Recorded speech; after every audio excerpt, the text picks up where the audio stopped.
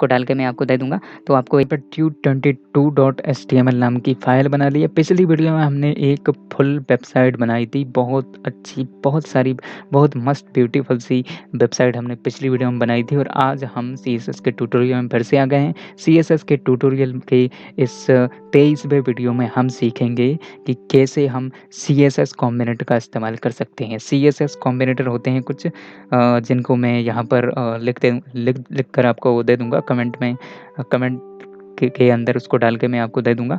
तो आपको ये कोड पूरा मिल जाएगा मेरे डिस्क्रिप्शन में, जो सोर्स कोड है उसके सामने आप जो लिंक है आप उस पर क्लिक करेंगे तो वो आप ये कोड आपको उसमें मिल जाएगा, जो कोड यहाँ पर मैं लिखने वाला हूँ।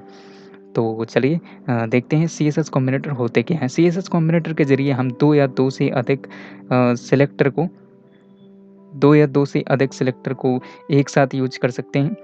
तो शुरू करने से पहले मैं आपको बता दूं कि अगर आपने इस वीडियो को लाइक, शेयर, कमेंट नहीं किया है तो सब कुछ अभी के अभी कर डालिए, क्योंकि बाद में आपको हो सकता है आपको मौका ना मिले।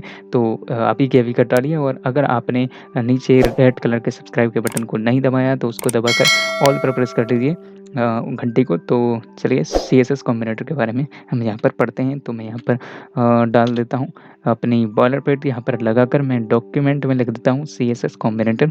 तो सीएसएस कॉम्बिनेटर यहाँ पर मैं लिख देता हूँ और यहाँ पर मैं कंट्रोल से सेव करता हूँ, ओपन विद लाइव सर्वर करता हूँ, तो हमारा लाइव सर्वर खुल जाएगा। सीएसएस कॉम्बिनेटर यहाँ पर लिखा हुआ है। तो ऐसे ऐसे हम अपनी लाइव सर्वर में अपने विजुअल स्टूडियो कोड को खोल सकते हैं। तो अब हम बात करेंगे सीएसएस कॉम्बिनेटर होते क्या हैं।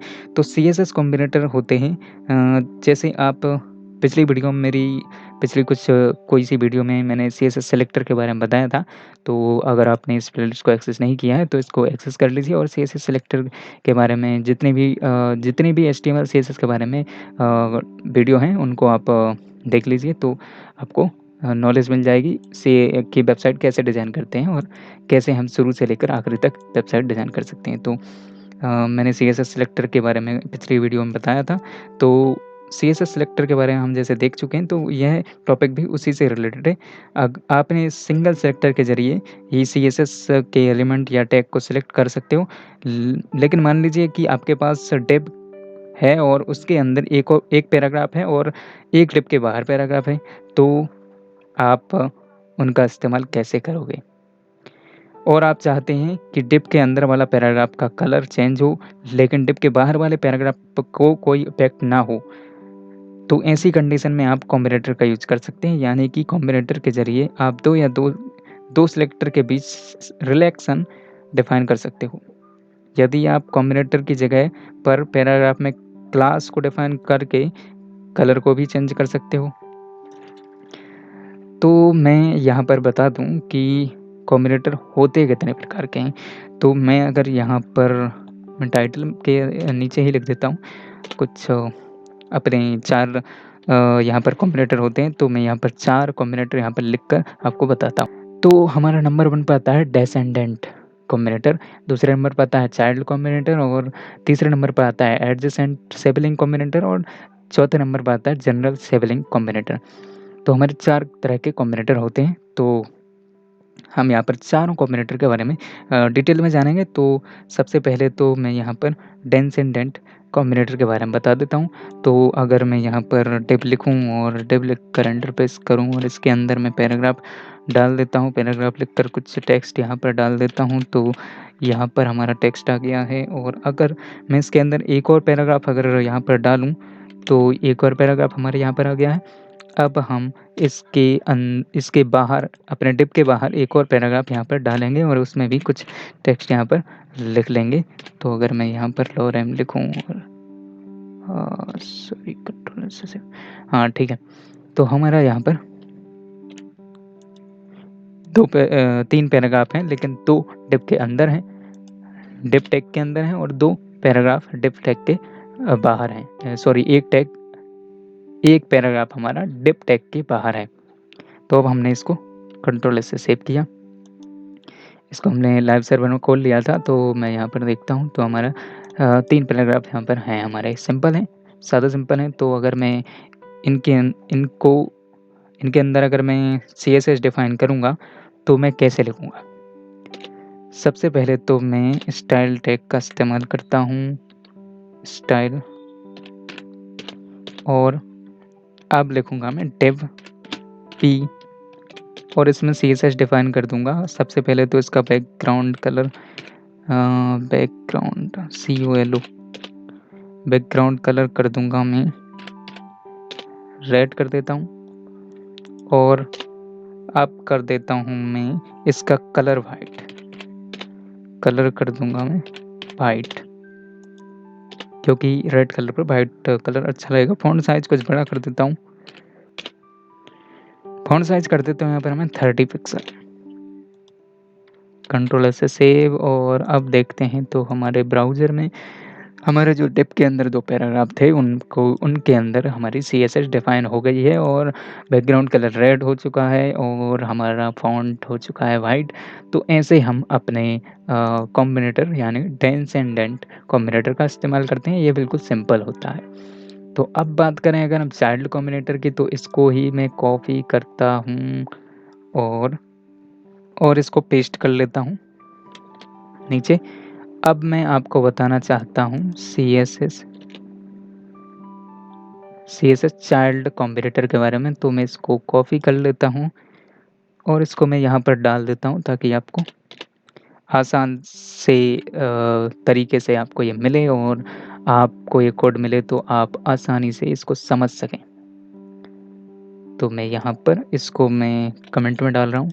तो ये हमारा डेंसेंडेंट कॉम्बिनेटर है, और ये हमारा चाइल्ड कॉम्बिनेटर है। तो मैं चाइल्ड कॉम्बिनेटर के ऊपर इसको डाल देता हूँ, कंट्रोल C, और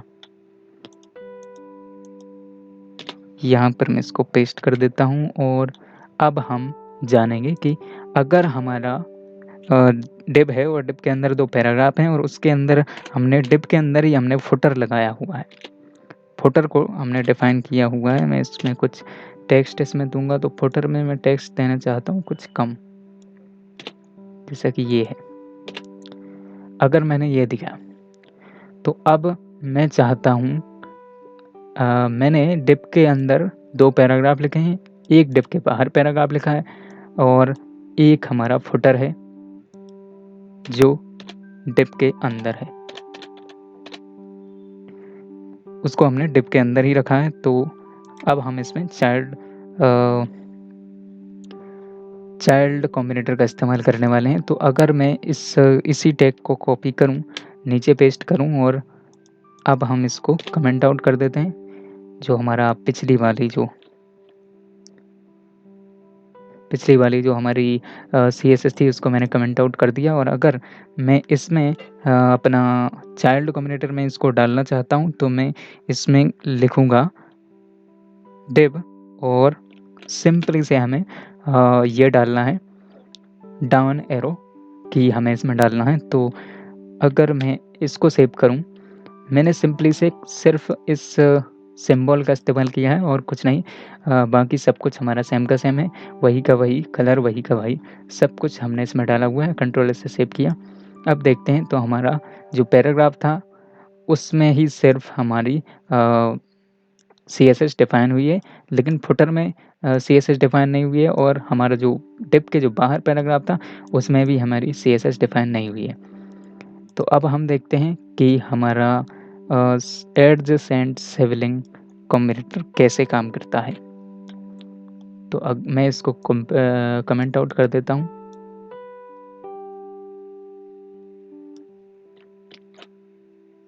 और अब हम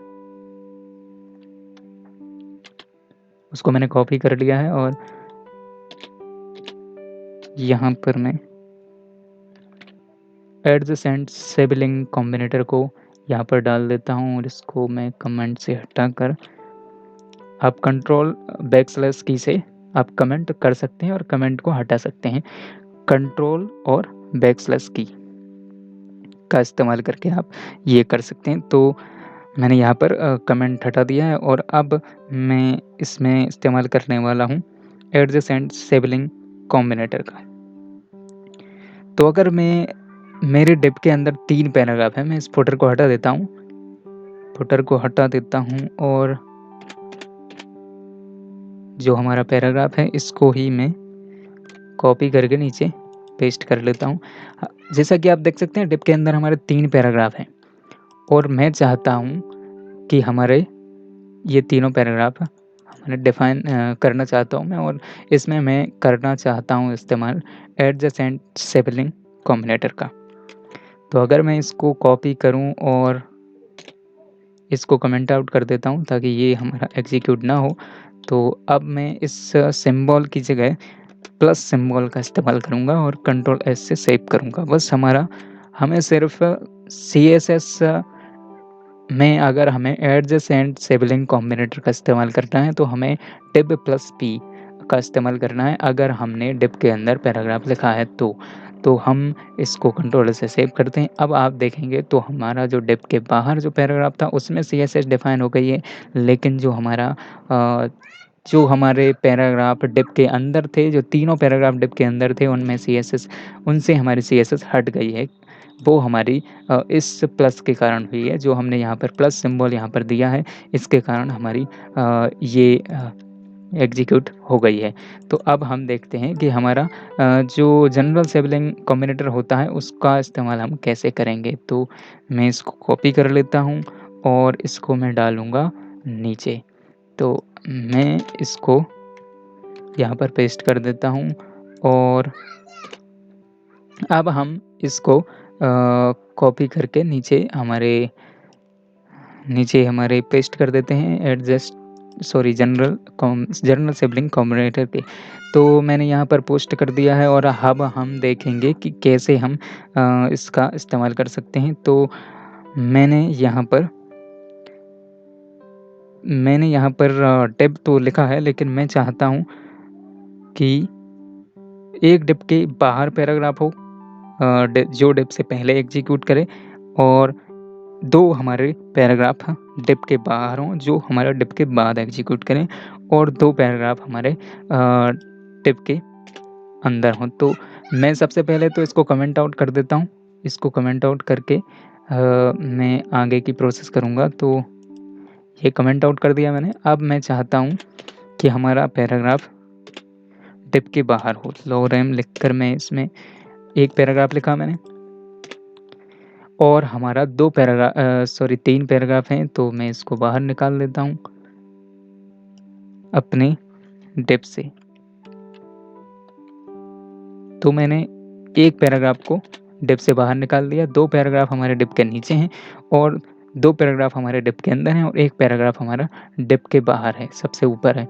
तो अगर मैं इसमें सीएसएस डिफ़ाइन करूँ तो कैसे करूँगा? हमें इस्तेमाल करना है सीएसएस कॉम्बिनेटर जनरल सिबलिंग का। तो इसमें मैं डिफ़ाइन करूँगा सिंबल का। तो मैं यहाँ पर इस्तेमाल करने वाला हूँ एक सिंबल का, जो यहाँ प्लस की जगह पे मैं यहाँ पर डिफ़ाइन करने वाला हूँ। तो यहाँ पर मैंने इस सिंबल का इस्तेमाल किया, कंट्रोल एस से सेव किया। आप देखते हैं तो हमारा जो जनरल सिबलिंग कॉम्बिनेटर है वो क्या एग्जीक्यूट करता है। तो हमारे जो नीचे जो डिव के जो पैराग्राफ थे, डिव के नीचे जो 2 पैराग्राफ थे उनमें सीएसएस डिफ़ाइन हो चुकी है, और जो हमारे डिव के बाहर जो पैराग्राफ था जो पहले एग्जीक्यूट किया गया था उसमें भी सीएसएस डिफ़ाइन नहीं हुई है, और जो डिव के अंदर थे पैराग्राफ उनमें भी सीएसएस डिफ़ाइन नहीं हुई है, जैसा कि आप यहाँ पर देख सकते हैं। तो 3 पैराग्राफ हमारे ये रहे, और जो 2 पैराग्राफ हमारे डिव के नीचे थे उनमें सीएसएस डिफ़ाइन हो गई है। तो ऐसे हम अपने जनरल सिबलिंग कॉम्बिनेटर का इस्तेमाल कर सकते हैं। तो दोस्तों बस यही था आज की वीडियो में, और मैं इस वीडियो में सिर्फ सीएसएस कॉम्बिनेटर के बारे में बताने वाला था। चारों कॉम्बिनेटर के बारे में हमने जाना, और हमने पिछली वीडियो में मैंने कुछ एचटीएमएल ट्यूटोरियल भी बनाया हुआ है, सीएसएस ट्यूटोरियल भी बनाया हुआ है, और वेबसाइट भी बनाई थी हमने पिछली वीडियो में।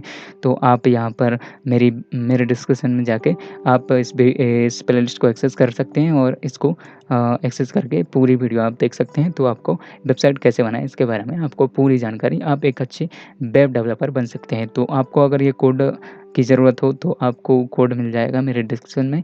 डिस्क्रिप्शन में जाकर आप सोर्स कोड के सामने जो लिंक होगा आप उस पर क्लिक करेंगे तो आपको ये पूरा कोड आपको मिल जाएगा। और बस दोस्तों आज की वीडियो में इतना ही। मिलते हैं नई वीडियो में नई जानकारी के साथ, नई क्वालिटी के साथ। जय हिंद, जय भारत।